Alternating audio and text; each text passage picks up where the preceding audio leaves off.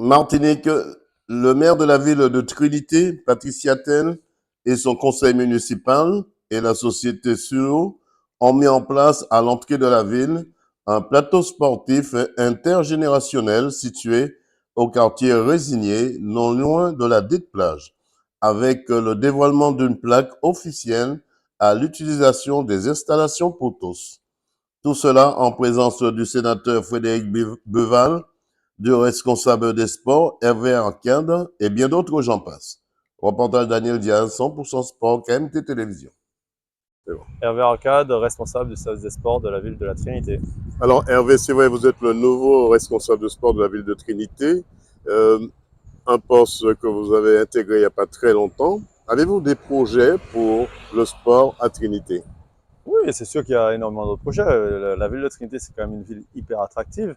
C'est vrai que tout le monde connaît son plan d'eau, tout le monde connaît le palais des sports. Mais là, ne voit-il pas que le stade qui mérite une belle rénovation a été fermé récemment pour l'innover, pour le remoderniser, afin d'accueillir peut-être plus de sport et surtout être dans les normes pour accueillir peut-être des championnats internationaux, même dans la Caraïbe. Maintenant, c'est vrai qu'on a ce fameux plateau Street Worker Out qui permettra à monsieur tout le monde de venir faire de la pratique physique à toute heure, à tout moment de la journée et aussi, on va dire à tout âge, à partir de 14 ans bien sûr. Et ça On parle là d'intergénérationnel. Voilà, c'est un plateau intergénérationnel qui permettra justement cette complicité entre les jeunes, les moins jeunes et les plus anciens pour permettre de toucher à des pratiques sportives différentes et surtout permettre cette accessibilité au sport. Déjà dans un premier temps.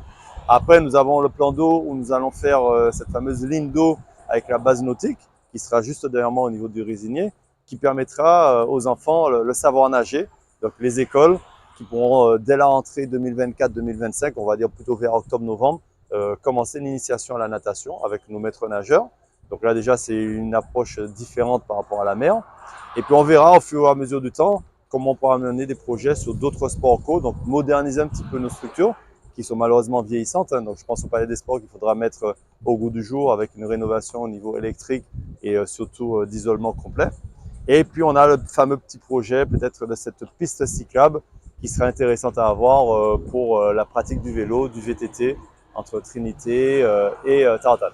En tout cas, un cahier des charges où s'il fallait énumérer tous, un petit volume ne suffirait pas, si je comprends bien.